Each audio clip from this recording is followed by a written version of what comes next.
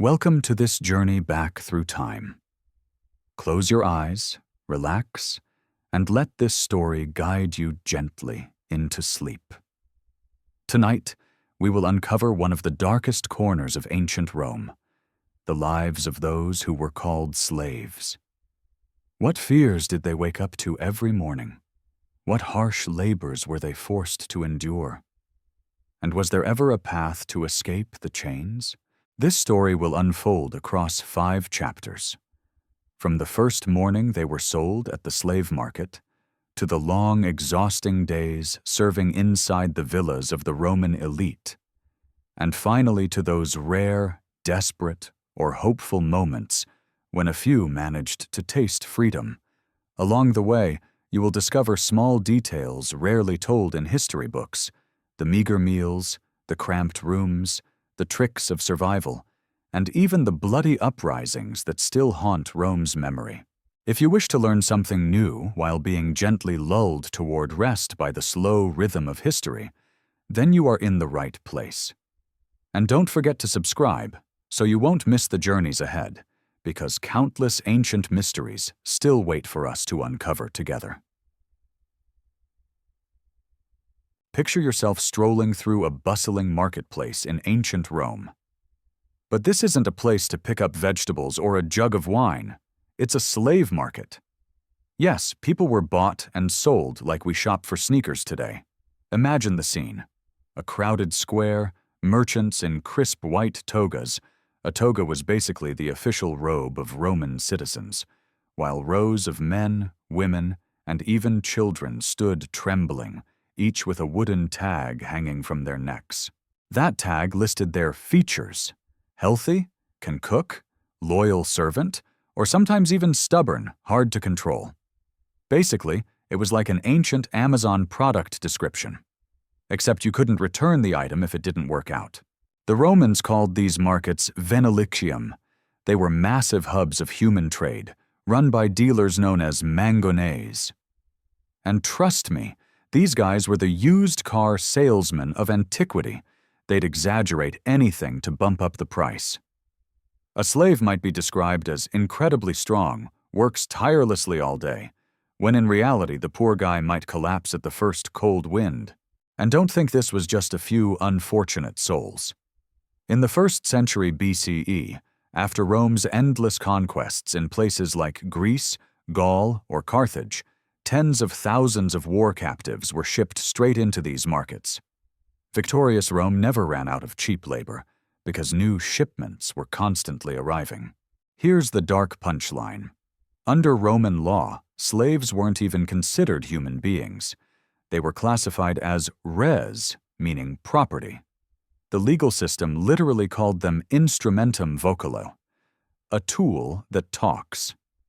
In other words, a slave was no different from a hammer or an ox, except it could cry when beaten. Now, you might wonder, how much did a slave cost? Well, it depended on skills. A strong farmhand was cheap. But if you could read and write in Latin or Greek, or if you could tutor a wealthy Roman's kids, your price skyrocketed. Some slaves were even trained as accountants, secretaries, or estate managers, the executive assistants of the ancient world. Sounds fancy, right? But let's be real. You were still property, and your boss could sell you off like an old car whenever he got bored. The slave market was, disturbingly, just part of everyday Roman life. There were even laws requiring sellers to disclose a slave's defects, like being sick, a runaway, or a troublemaker. Of course, most dealers ignored those rules. Many Roman buyers thought they were getting a strong, loyal worker, only to find out their investment hated labor and preferred singing all day. That's right. Ancient Rome already had its version of the online order not matching the description. For the people forced to stand there under the sun, branded as merchandise, this was the beginning of a nightmare. From the moment the auctioneer's hammer came down, their lives as human beings ended, and their existence as property began. And from that point forward, the story of suffering, fear, and endless work, the story we're about to unravel, truly started. So, congratulations. You've just been purchased at the Roman slave market. Don't celebrate too quickly, though. There are no welcome gifts, no cozy apartment, and definitely no employee benefits. Instead, your new life begins with one big question. What kind of slave are you going to be? See, Roman slavery wasn't one size fits all. Some unlucky souls were sent straight to the fields. These were called agricultural slaves, and they worked under the blazing Italian sun, digging, plowing, and harvesting until their bodies gave out. Think of it like being on a permanent boot camp workout, but without water breaks, weekends, or pay. The Romans didn't even need a fancy term like burnout, because slaves were expected to burn out. Period. If you weren't shoved into the fields, maybe you got lucky and were assigned to a wealthy household. Don't get me wrong. Lucky is doing a lot of heavy lifting here. Household slaves were often crammed into tiny windowless rooms, sleeping on straw mats in spaces so cramped you'd call it prison chic on Airbnb. Their job descriptions varied: cooking, cleaning, fetching water, taking care of children, or standing silently behind their master during dinner parties like some kind of ancient living statue. And let's talk food, because you're going to be hungry. Household slaves usually ate scraps left over from the master's meals. If the master had roast pork and wine, you'd be licking the bones and drinking watered-down soup. Field slaves had it even worse. Mostly bread, porridge, and maybe olives if you were lucky. Protein? Only if the master was feeling generous. Basically, if you were a Roman slave, hunger was your daily sidekick. Now, here's where it gets a little technical, but important. Roman society divided slaves into categories. For example, familia urbana, slaves who worked inside the city household. They had slightly better living conditions, sometimes even decent clothes, but their entire lives were about waiting hand and foot on their masters. Familia rustica, slaves who worked on farms and estates. These were the real backbone of Roman agriculture, and also the most disposable. Their lives were harsh, short, and often ended in exhaustion or punishment. And then there were the gladiator slaves, trained to fight in the arena for the entertainment of thousands. Yes, those guys you see in movies like Gladiator. Spoiler: very few of them lived long enough to enjoy retirement. But no matter where you ended up, one thing was guaranteed: fear. Masters had almost total control.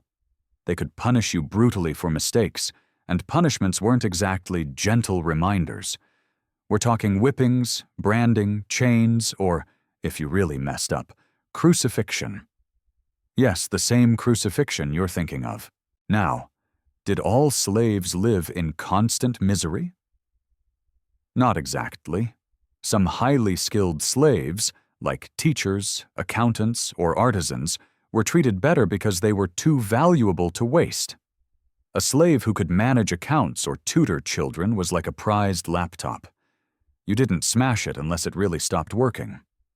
But even then, no matter how comfortable life seemed, freedom was never guaranteed. You were still property. Always. And here's the cruel irony. Romans thought this whole system was completely normal. They built their roads, their villas, their temples, and their empire on the backs of people who weren't even considered human in the eyes of the law. To them, slaves weren't tragic figures. They were just the help. So, after your first night in your new home, sleeping on scratchy straw, stomach half empty, wondering what tomorrow will bring, you'd probably realize that the auction block wasn't the end of your suffering. It was just the beginning. By now, you've settled into your new job as Roman property. Spoiler alert, it doesn't get better. Your daily life depends entirely on what type of slave you are, but in every case, it's a cocktail of hard labor, humiliation, and the occasional creative survival hack. Let's start with the household slaves, because these folks were the ancient equivalent of being on call 24/7. Your master snaps his fingers. You run. He wants wine. You run. He drops his napkin. You run again. Romans loved to show off their wealth by having slaves do ridiculously petty tasks. Some wealthy families had slaves whose entire job was to stand next to their master at dinner and hold a fan, or to carefully scrape sweat off him with a metal tool called a strigil. Yes, someone's full-time career was essentially human towel. And heaven forbid you were clumsy. Knock over a wine cup during a dinner party, and you could expect lashes or worse. The Romans were obsessed with appearances. If a guest laughed at your mistake, your back was probably going to feel it later. Now, field slaves had it even rougher. They woke up at dawn, worked until sundown, and were supervised by a man called a villicus, basically the farm manager, often a freedman who was strict enough to make today's worst bosses look like teddy bears.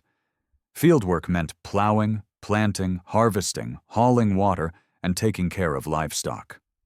Imagine doing CrossFit all day, every day, with no weekends off. And if you slowed down? The whip was the Roman version of a motivational speech, but the real nightmare job? Mines.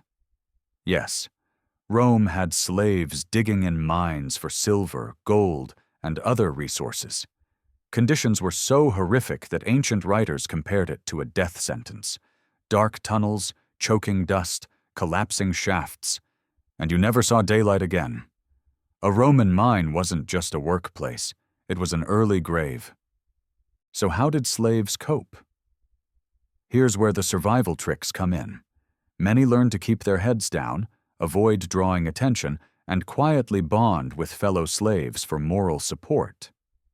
Humor, yes, even dark humor, was one coping mechanism. Imagine whispering jokes about your master's terrible haircut while scrubbing his floors.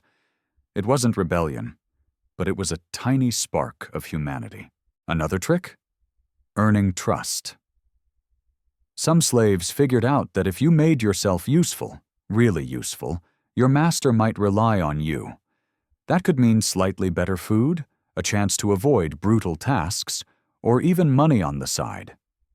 Yes, Roman slaves could sometimes earn peculium, a kind of slave allowance that technically still belonged to the master, but could be saved up to buy freedom one day.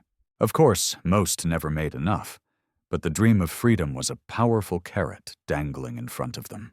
And then there was the art of pretending. Pretending you were too weak to be assigned to the hardest work. Pretending loyalty when you were secretly plotting to escape. Pretending ignorance so you wouldn't be asked to do tasks beyond your skill. In a system where every mistake could cost you dearly, the smartest slaves became actors in the longest, most exhausting performance of their lives. At the end of the day, when the fields finally went dark, or the master snored himself to sleep, slaves would collapse into their straw bedding, bruised, aching, and hungry. Tomorrow would bring the same grind. But survival meant clinging to tiny victories, sneaking an extra bite of food, sharing a whispered joke, or imagining a future where you weren't just a talking tool. Because in Rome, being a slave wasn't just hard labor, it was a constant performance, where staying alive depended on how well you played your role. So far, we've looked at the market, the food, the backbreaking work, and the survival hacks. But here's the truth. The worst part of slavery in ancient Rome wasn't just the whip on your back or the hunger in your stomach. It was the constant reminder that you weren't a person. You were property. Think about it. Every moment of your day, your identity was reduced to what you could provide. The Romans had this chilling phrase, servus non habet personam. A slave has no persona. In plain English, you don't count. You have no legal self, no rights, no family of your own in the eyes of the law. Your master could separate you from your spouse or children with the stroke of a pen, or rather, the drop of a coin at the market. Families torn apart weren't accidents. They were business transactions. And Roman society, of course, had plenty of excuses to make themselves feel better about it. Philosophers like Aristotle, yes, that Aristotle, argued that some people were natural slaves, destined to serve. Romans took that idea and ran with it. Convenient, right? If your entire empire runs on free labor, it helps to convince yourself that the people doing the suffering were meant to suffer. Here's the irony. Romans loved to brag about their freedom. They called themselves the populus liber, the free people, and celebrated their republic, their citizenship, their glorious rights. But those rights, they only worked because millions of others had none. It was freedom built on unfreedom. The bigger your villa, the more human tools you probably owned. And the more you praised liberty, the louder the silence of those who had none echoed behind the walls. For the slaves, the psychological game was brutal. Imagine working tirelessly all day, only to overhear your master at dinner giving a speech about virtues, the Roman virtue of courage and honor, while you stood in the corner, invisible. Or picture raising your master's children, teaching them Greek philosophy, while knowing your own child had been sold to someone you'd never meet. That wasn't just exhausting. That was soul-crushing. And yet, despite this crushing reality, slaves found ways to resist, even if quietly, singing while working, telling each other stories of better days, passing down secret traditions from their homelands. Even tiny acts like deliberately moving slower when the overseer wasn't looking were forms of defiance. No, they weren't leading revolutions every day, but they were reminding themselves, and each other, that they were more than property. So as Chapter 1 closes, you're left with the big picture. Slavery in Rome wasn't just about chains and lashes. It was about being erased as a person, day after day. And the cruelest joke? Romans thought this was the natural order of things. The same Romans who wrote poetry about love, carved statues of gods, and invented concrete that still lasts today. Behind all that glory stood a silent army of people whose stories, most of the time, were never written down. But don't worry. We're about to uncover them. Because in the next chapter, we dive headfirst into the darkest side of Roman slavery. The punishments, the cruelty, and the terrifying ways Rome kept millions of people under control. If Chapter 1 was about how slaves lived, Chapter 2 is about how they suffered. And trust me, the Romans were disturbingly creative in the art of punishment. Forget HR complaints or workplace write-ups. If you messed up as a Roman slave, you didn't get a stern email. You got pain, lots of it. Let's start with the basics. The whip. Romans loved whipping. It was their go-to motivational tool, like a personal trainer who doesn't yell, "One more rep," but instead lashes your back until you can't stand. Slaves were flogged for working too slowly, for breaking dishes, or sometimes just because the master had a bad day. But the whip was just the beginning. More serious punishments included branding, literally burning marks into your skin, usually on the forehead, so everyone knew you were a runaway or troublemaker. Imagine walking around the marketplace with "Property of Gaius" seared into your face. No chance of blending in or hiding. Romans treated people like cattle, and cattle got branded. Then there were chains. Slaves who tried to escape or rebel could be forced to wear heavy iron shackles day and night. Picture trying to sleep, eat, or work with metal grinding into your ankles. It wasn't just uncomfortable. It was designed to remind you, every second, that you weren't free. And when things got really bad, enter crucifixion. Yes, the same horrific punishment that killed Jesus was often used on rebellious slaves.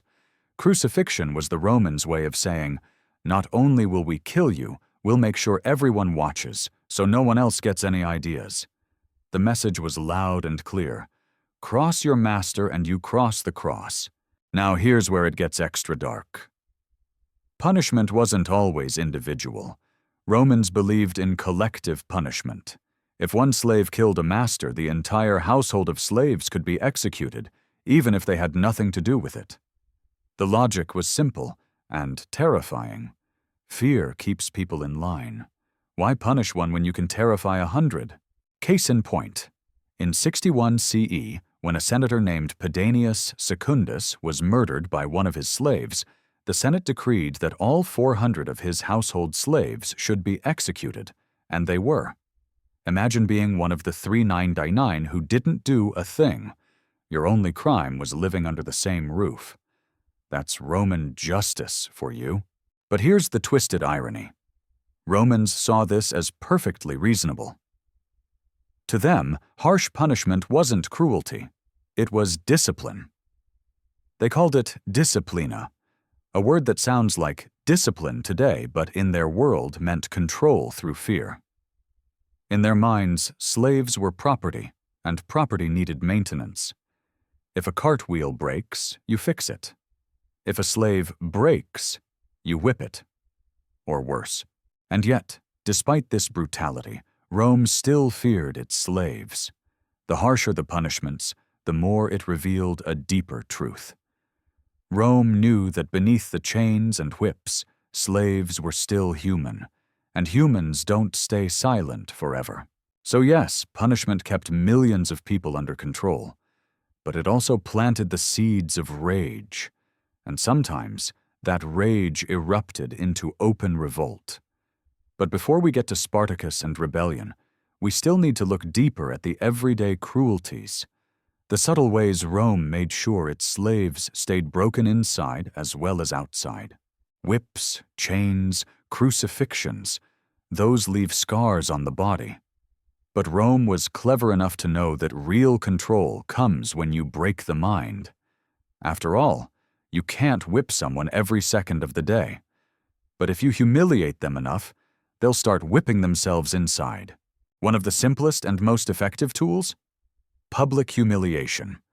Masters loved to punish slaves in front of others, whether it was fellow slaves, family members, or even guests at dinner parties. Imagine being forced to kneel in front of a crowd while your master shouted insults or slapped you for everyone's entertainment.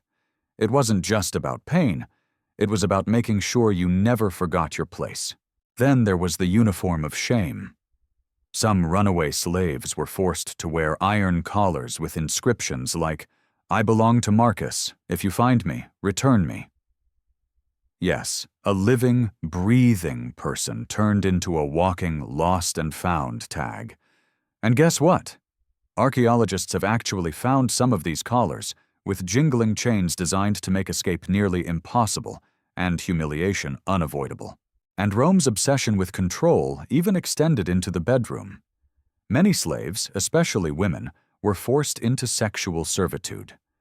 Technically, Roman law didn't even recognize it as a crime, because, surprise, slaves weren't considered capable of being violated.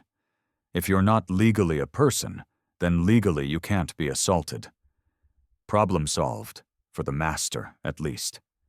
For the slave, it was another way of being owned, body and soul.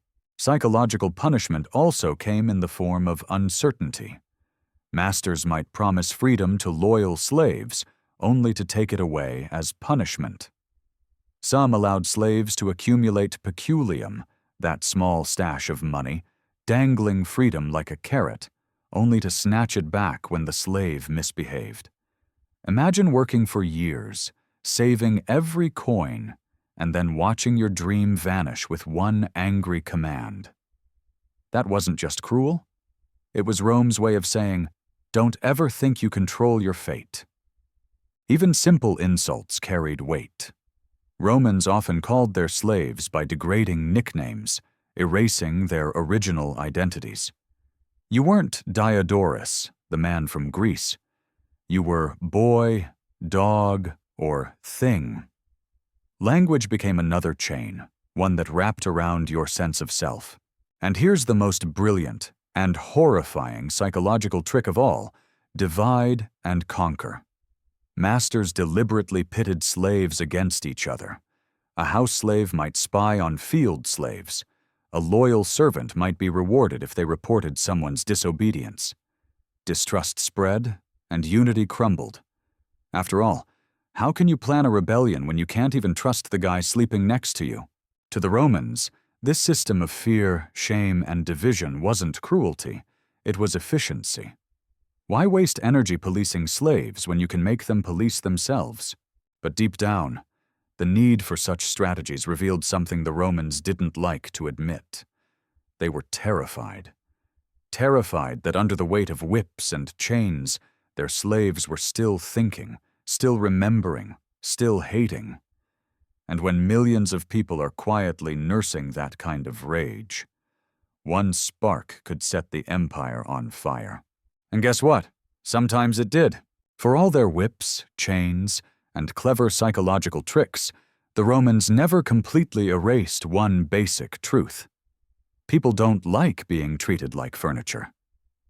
Sooner or later, rage boiled over, and when it did, Rome shook. The most famous example? Spartacus. Yes, the same guy Hollywood turned into a sweaty, heroic gladiator shouting, "I am Spartacus." But before he became a legend, Spartacus was just another cog in Rome's slavery machine. Originally from Thrace, roughly modern Bulgaria, he had once served as a soldier before being captured and sold into gladiator training.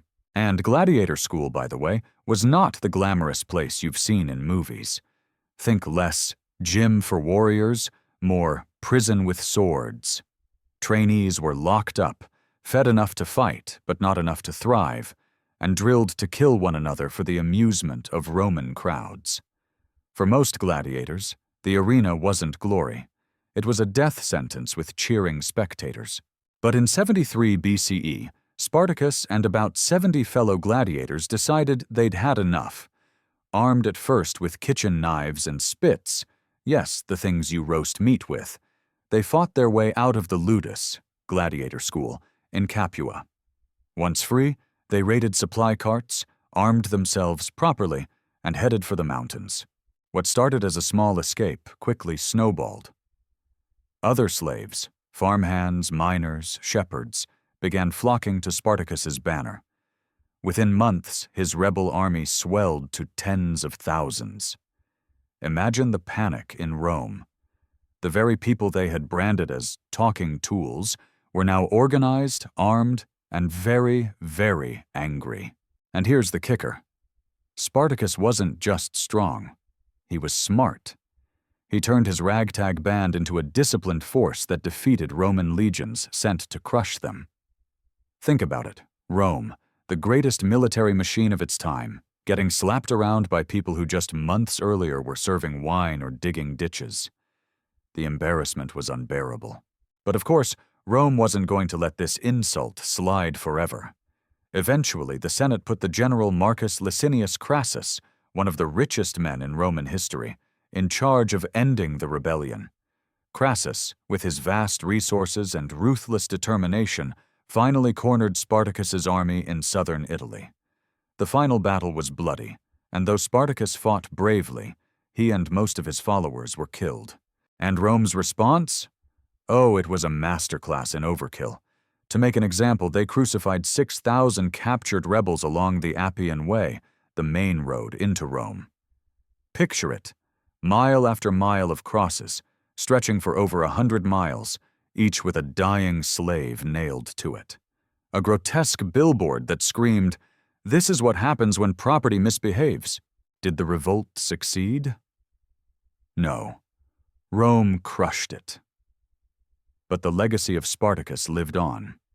He became the symbol of resistance against impossible odds, the reminder that even the most brutal system can't completely kill the human will for freedom. And deep down, the revolt revealed Rome's greatest fear, that their glorious empire, built on the backs of millions of slaves, was always just one uprising away from collapse. Not all Roman slaves spent their lives covered in dust from the fields or chained in dark mines. Some of them, believe it or not, lived in fancy villas, wore decent tunics, and even handled money. Sounds better, right?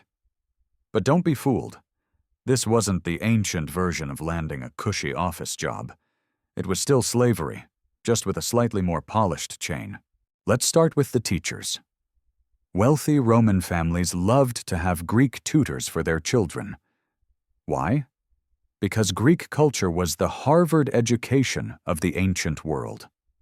A Greek slave who knew philosophy, literature, and rhetoric was basically an ancient Ivy League professor, except instead of tenure, you got owned. You'd spend your days teaching spoiled Roman teenagers how to recite Homer while secretly wishing you could run back to Athens. Then there were the secretaries and accountants. These were trusted slaves who managed estates, kept track of finances, and sometimes even ran businesses for their masters. Imagine handling the money of a Roman senator, organizing his banquets, paying his soldiers, and knowing that, legally, you couldn't even own the sandals on your feet. Some of these slaves lived in luxury, slept in decent rooms, and ate well. But they never forgot that their life depended on their master's mood swings. And let's not forget the doctors. Yes, many Roman doctors were slaves, often captured from Greece or the East. They patched up gladiators, treated wealthy patients, and sometimes even performed surgeries. And yet, no matter how many lives they saved, they could still be beaten for displeasing their owners. Talk about bad job security. So, were these elite slaves better off? In some ways, yes. They had higher status among other slaves, more responsibility, and sometimes even a chance at manumission. Freedom. Masters often freed skilled slaves after years of loyal service, because owning a grateful freedman was almost as good as owning a slave. You still had his loyalty, but now you looked generous. Romans loved that PR move. But here's the irony. The more skilled you were, the more trapped you could become. A brilliant teacher or talented accountant was too valuable to lose. Masters dangled freedom in front of them like a carrot, always just out of reach. And the psychological toll of knowing you were smarter than your master, while still having to bow and call him Dominus, must have been excruciating. Imagine explaining complex math to a Roman noble who could barely count, only to have him scold you for not polishing his sandals properly. At the end of the day, the elite slaves lived in nicer rooms, ate better meals, and probably smelled less like sweat and dust. But their gilded cage was still a cage. Rome was happy to exploit their brains just as ruthlessly as it exploited the muscles of field laborers. Because whether you were breaking rocks in a mine or quoting Plato in a villa, the rule was the same. You were not a person. You were property. If Chapter 3, Part 1 was about the brainy slaves, now we shift to the ones who were closest to their masters physically. The personal attendants, body servants, and household ornaments. Yes, ornaments. Because to the Romans, these slaves weren't just workers. They were proof of wealth, like luxury handbags or sports cars today. Imagine being a personal attendant to a wealthy Roman senator. Your job? Be at his side every waking moment. If he sneezes, you hold the cloth. If he goes to the bathhouse, you scrub his back. If he throws a tantrum at a dinner party, you stand there silently while he uses you as an outlet for his frustration. In modern terms, you're basically Siri, but with bruises. And Romans didn't stop at practicality. They loved to show off with beautiful slaves. Handsome young men and attractive women were paraded around at banquets, standing silently like living decor. Guests weren't just supposed to admire the villa, the food, or the wine. They were supposed to admire the slaves, too. Owning dozens of gorgeous attendants was Rome's version of flexing on Instagram. One particularly humiliating job was being a table servant at banquets. Your task was to stand perfectly still for hours, holding trays or pouring wine while listening to aristocrats brag about their victories in politics or war. Drop a goblet? That's a beating. Look bored? That's another beating. And if you dared to eat or drink before the guests were finished? Congratulations, you've just won the whipped until unconscious prize. And it gets worse. Some masters forced their personal slaves to perform intimate, degrading tasks, all to reinforce the idea, you exist only for me. Wealthy women sometimes had slaves to arrange their hair for hours every morning. Wealthy men had slaves to carry chamber pots. If you think your boss asking you to get coffee is bad, try being ordered to follow someone around holding their toilet bucket. But here's the twisted part. Personal slaves sometimes looked like they were privileged. They wore nicer clothes than field workers, ate scraps of good meals, and got to live inside the villa. Some even handled private letters or delicate secrets for their masters. Outsiders might think, wow, they've got it good. But in reality, the closeness made them even more vulnerable. They were constantly under watch, with no room for mistakes. One wrong word, one suspicious glance, and your master's wrath could be instant. It was the ultimate illusion. Proximity to luxury, but zero freedom. Like being chained to a golden throne, you're close to power, but never allowed to sit on it. And Romans knew exactly what they were doing. For them, slaves weren't just labor, they were status. A rich man didn't brag about how much land he owned without also bragging about how many slaves he commanded. A senator with 500 slaves wasn't just wealthy, he was untouchable. So while some slaves sweated in the mines and others balanced account books, these human accessories were forced to embody their master's pride. They weren't people, they were lifestyle statements. Because in Rome, wealth wasn't just measured in gold, it was measured in the number of human beings you could reduce to decoration. So after years or decades of serving in silence, you finally hear the magic word, manumissio. That's Latin for sending from the hand, meaning your master has officially let you go. Congratulations, you're free. Or at least that's what the Romans wanted you to believe. Freedom in Rome wasn't handed out randomly. Masters freed slaves for all sorts of reasons. As a reward for loyalty, because the slave had managed to save enough peculium, that little stash of money we talked about earlier, to buy their own freedom, or sometimes just because the master wanted to look generous in front of friends. Romans loved to brag about being merciful. After all, nothing says, "I'm a great guy," like showing off the human being you used to own, and now gifted with freedom. Once freed, you became a libertus, male, or liberta, female. And here's the kicker.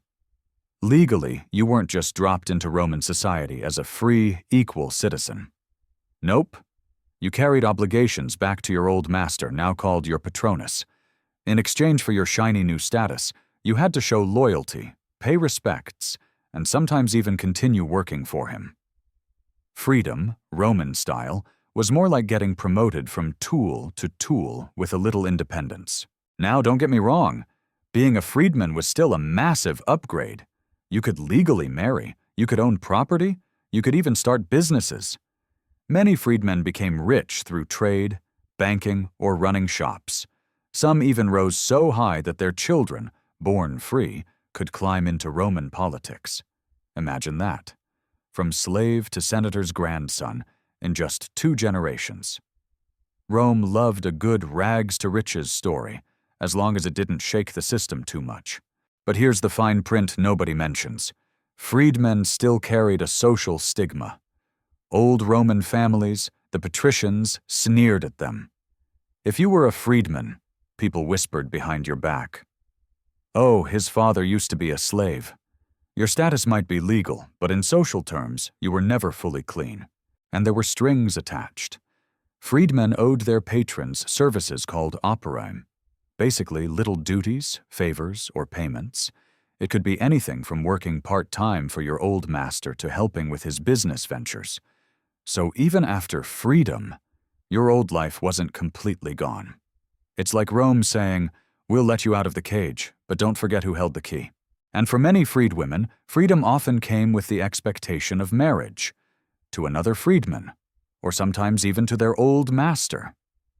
Yes, the same man who once owned you might decide you'd make a decent wife. Talk about a relationship with baggage. Still, some freedmen made it big. One famous example is Trimalchio, a fictional character from the Roman novel Satyricon, who represents the stereotype of a freedman who became obscenely rich and loved flaunting it. He threw outrageous banquets with endless food, wine, and entertainment. Basically, an ancient flex. Romans laughed at him, but they also feared him, because he proved that a former slave could, with enough luck and cunning, outshine the old elites. So, was manumission true freedom? In a way, yes.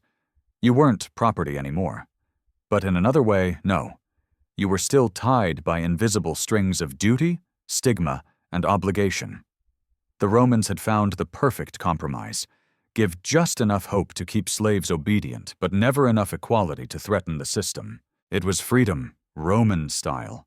For all the cruelty and humiliation, slaves in ancient Rome weren't robots. They still formed friendships, fell in love, prayed to their gods, and clung to the scraps of humanity Rome tried to strip away. And in many ways, this hidden life, the world behind the chains, was what truly kept them going. Let's start with family. Legally, slaves couldn't marry. Roman law didn't recognize their unions. If two slaves considered themselves husband and wife, the Romans had a word for it: contubernium, basically cohabitation. It wasn't a marriage in the eyes of the state. It was just living together in a hut.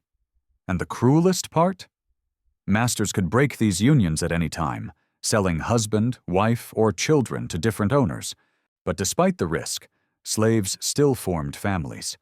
They loved, they raised children, they built emotional bonds, even when Rome pretended those bonds didn't exist. Archaeological evidence shows slave burials where families were laid to rest together, proof that in life and in death, they refused to let the law erase their connections. Then there was friendship. Working side by side in the fields or serving together in a villa created bonds that no whip could break. Slaves shared jokes, whispered complaints, and helped each other survive. If one got punished, others offered comfort. If someone managed to sneak food, it was often shared. These small acts of solidarity made life just a little less unbearable. And what about religion? Slaves came from all over the empire: Gaul, Greece, Egypt, Syria, Africa, and they brought their gods with them. In the cramped quarters of Roman households or secret gatherings after work, slaves prayed to their deities for strength and deliverance. Some adopted Roman gods, others clung fiercely to their own. Religion became both a comfort and, sometimes, a quiet form of resistance. Hope itself took many forms. Some dreamed of manumission, that slim chance of being freed. Others placed their hopes in their children, believing maybe, just maybe, the next generation might know freedom. And for some, hope meant imagining rebellion, whispering the name Spartacus like a forbidden prayer. But perhaps the most powerful survival tool was humor. Yes, humor. Even in misery, slaves found ways to laugh at their masters' ridiculous outfits, at the hypocrisy of Romans bragging about freedom while owning people, at the absurdity of being beaten for dropping a spoon. Dark jokes kept despair at bay, because if you can laugh at your oppressor, even quietly, you've stolen back a piece of your dignity. In this hidden world of community, family, faith, and humor, slaves built a kind of invisible fortress. Rome could chain their bodies, but not their hearts. And while the empire worked hard to erase their humanity, they carved it back in whispers, in prayers, in embraces stolen under the stars. Because even in the darkest corners of Roman society, life found a way to remind them, you are still human. When you own someone's body, the next logical step is to try owning their mind. Rome understood that. But slaves had their own secret weapon: faith. And in many cases, religion was the one part of life their masters couldn't completely control. Slaves in Rome came from everywhere: Gaul, Britain, Greece, Egypt, Syria, North Africa. Each brought gods, myths, and rituals from home. So the spiritual life of Roman slaves wasn't one neat package. It was a messy, colorful patchwork of beliefs stitched together in dark corners, whispered prayers, and hidden altars. Take the Egyptian goddess Isis, for example. Her cult spread like wildfire among slaves and freedmen. Why? Because Isis promised protection, renewal, and, most importantly, hope for the downtrodden. Worship of Isis often involved secret rites, music, incense, and processions. For a slave trapped in despair, joining her cult was like being told, "You matter. The universe has not forgotten you." Or consider Mithras, a mysterious Persian god whose followers, mostly men, often soldiers and slaves, gathered in underground temples called Mithraea. They performed rituals of loyalty, brotherhood, and shared meals. Imagine crawling into a smoky cave after a brutal day, surrounded by comrades chanting oaths. It wasn't just religion, it was belonging. But slaves also held on to their ancestral gods. A man from Gaul might whisper to tribal deities under his breath while harvesting wheat. A Greek tutor might secretly honor Apollo or Athena before teaching Roman children. A woman from Africa might pour out a libation of wine or milk in memory of spirits back home. These small acts were resistance, proof that Rome could never fully erase their origins. Religion wasn't only spiritual, it was practical. Rituals helped slaves cope with fear and uncertainty. A whispered prayer before punishment, an offering before planting crops, a talisman hidden under clothing. These things gave a sense of control in a world where control was constantly ripped away. And let's not forget the role of magic. Many slaves turned to charms, amulets, and curses. Archaeologists have found curse tablets, defictions, inscribed with pleas to the gods, asking for protection or vengeance against cruel masters. It's darkly funny. Rome thought slaves were powerless, but some were secretly calling down divine wrath on their owners while smiling politely at dinner. Of course, Roman elites noticed this religious melting pot and sometimes panicked. Slave gatherings for worship could look suspiciously like political meetings. That's why some cults were banned or restricted. But bans didn't stop desperate people from seeking comfort. If anything, it made the rituals more secret, more intimate, more binding. In a way, faith was the one chain Rome couldn't break. Whips could scar the skin, but gods lived in the heart. And when slaves prayed, sang hymns, or lit candles in the shadows, they reminded themselves and each other that they weren't just tools. They were souls. Souls Rome could bruise, but never truly own. For a Roman slave, freedom was like the North Star. Always distant, maybe unreachable, but always there to guide your gaze. No matter how many chains, whips, or humiliations Rome piled on, the dream of a different life never completely died. Some slaves dreamed small. Maybe they imagined a day when they could eat a meal without waiting for scraps, or a night when they could sleep without being woken at their master's whim. Others dreamed bigger, to walk through the Forum as a free citizen, to own a small shop, to see their children live without collars around their necks. These weren't just fantasies. They were survival strategies. Hope kept the spirit alive when the body wanted to give up, and sometimes hope turned into action. The most obvious path was manumission, the long, slow climb toward earning or buying freedom. A slave who kept his head down, worked loyally, or managed to save peculium could nurture the fragile belief that one day he'd stand as a free man. Every coin tucked away, every kind word from a master, was fuel for that fire. But not every slave trusted in patience. Some dreamed of escape. Picture a farmhand slipping into the woods at night, clutching stolen bread, hoping to vanish into the countryside. The odds were terrible. Roman patrols hunted runaways, and branded collars made blending in nearly impossible.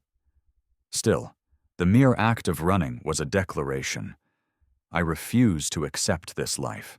Others dreamed in more dangerous ways. Revolt. We already saw Spartacus raise an army, but he wasn't alone. Throughout Roman history, there were smaller uprisings, groups of slaves in Sicily, in Italy, in Gaul, who gambled everything on the chance to tear their chains apart. Most ended in bloodbaths. But for a moment, for a spark in time, those slaves tasted what freedom might feel like, fighting not as property, but as men and women with something to lose. Even in daily life, dreams of freedom slipped into songs, jokes, and prayers. A whispered story about a freedman who rose to wealth. A lullaby sung to a child with the promise, "One day, you won't live like this." These weren't idle words. They were acts of quiet rebellion, reminders that the masters had power, but not absolute power. Rome thought it had perfected slavery. Body, mind, and soul locked down. But what it never fully understood was that hope itself was a weapon. As long as a slave could imagine another life, Rome's control was incomplete. And that's the paradox of Roman slavery. The harsher the chains, the stronger the dream of breaking them. By the time the Roman Empire reached its peak, slavery wasn't just an institution.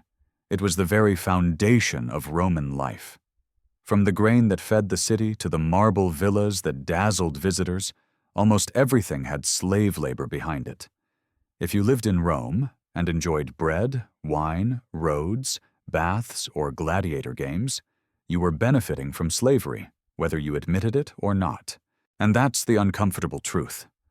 Slavery wasn't a glitch in the Roman system. It was the system. Take it away, and the empire collapses. Rome's senators, generals, and emperors might have bragged about their conquests, their virtues, and their culture, but all of it rested on the backs of millions who had no voice. This legacy didn't vanish when the empire crumbled. Far from it. Later, European societies looked back at Rome and thought, if the greatest empire in history relied on slavery, why shouldn't we? The echoes of Roman slavery stretched into the Middle Ages, into the transatlantic slave trade, and into modern debates about freedom and human rights. Rome had set a precedent. You can build greatness while ignoring the suffering beneath it. And tragically, many societies followed that example. But Rome also left behind another legacy, one it never intended. The very brutality of its slavery forced people, across generations, to ask a question. What does it mean to be free? The whispers of Spartacus, the prayers of household slaves, the songs sung in the fields, they all planted seeds, seeds that later thinkers, rebels, and revolutionaries would nurture. Even in our modern language, Rome's shadow lingers. Words like liberty, from libertas, servant, from servus, and even the idea of a freedman come straight from this world. Every time we talk about freedom today, we are, in some strange way, still in conversation with Rome, arguing with its ghosts. And maybe the biggest lesson is this. Rome wanted us to remember its emperors, its armies, its monuments. But in remembering its slaves, the millions who lived, suffered, resisted, and dreamed, we see the empire in a harsher, truer light. Their legacy is not in marble or gold, but in the unbroken human will to hope, even in chains, because history isn't just the story of the powerful. It's also the story of the powerless who refused to be erased. Walk into any museum in Europe or America, and chances are you'll see marble statues of Roman emperors, busts of senators, mosaics of banquets, maybe even gladiator helmets behind glass.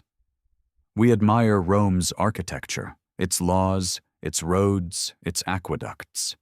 We call it the foundation of Western civilization. And in many ways, that's true. But here's the irony. The Rome we admire was built on a foundation of unfreedom. Modern audiences love to romanticize Rome. Hollywood has given us noble gladiators, brilliant generals, and wise philosophers. We cheer for Spartacus, we quote Marcus Aurelius, we binge-watch dramas about emperors scheming in palaces. But the slaves? They're usually background characters, silent, anonymous, carrying trays or dying in the arena. Just like in ancient times, their suffering is often edited out of the story. And yet, if we look closely, Rome forces us to confront uncomfortable questions. The Romans called themselves liberi, the free people, while owning millions of others. Doesn't that sound eerily familiar? The echoes run straight into America's own past, where a nation founded on liberty also built itself on slavery. Europe, too, centuries later, repeated Rome's logic during the age of empire and colonization. Freedom for some, chains for others. Rome didn't invent the hypocrisy, but it perfected it. That's why studying Roman slavery isn't just dusty history, it's a mirror, a reminder that civilizations can achieve brilliance in art, law, and engineering, while being morally blind about the people suffering under their feet. When we say we admire Rome, we should ask, which Rome are we admiring? The Rome of aqueducts and law codes, or the Rome of whips and chains? The truth is, you can't separate them. They were one and the same, and maybe that's why Rome still fascinates us. It's both inspiring and terrifying. It shows us what humanity can build, and what it can destroy. It warns us that liberty is fragile and that civilization can exist side by side with cruelty, while everyone pretends it's normal. So when we speak about freedom today, when we call it a universal right, we're pushing back against Rome's shadow. We're saying, never again should greatness be built on the backs of people denied their humanity. Rome's monuments may have crumbled, but its contradictions still live with us. And that's why remembering its slaves isn't just about the past. It's about understanding the present and protecting the future. And so, our journey through the shadows of Rome comes to a close. We began in the noisy slave markets, where men, women, and children were bought and sold like tools. We walked through the endless grind of daily labor, from dusty fields to glittering villas, from kitchens to mines. We felt the sting of punishment, the weight of humiliation, the cruelty of crucifixion. We witnessed the sparks of rebellion, the roar of Spartacus, and the silence of thousands crucified along the Appian Way. But we also discovered the hidden world of the enslaved, their families, their friendships, their songs, their prayers, their small acts of resistance that reminded them, and us, that they were still human. We saw how some earned freedom, becoming freedmen and building new lives, while others kept hope alive in whispered stories and dreams of a world without chains. And in the end, we saw Rome not only as a mighty empire of marble and armies, but also as a fragile empire built on suffering. A reminder that freedom and slavery can exist side by side, that civilization can shine brilliantly while hiding deep shadows. As you drift into sleep, let these voices of the past linger. The voices Rome tried to silence. They whisper to us across centuries. Remember us, not just the emperors and generals, but the millions whose sweat and tears held up the empire. Thank you for walking this path with me tonight. If you found this journey meaningful, don't forget to subscribe, because history still holds countless secrets waiting to be uncovered. And each night, we'll open another door together.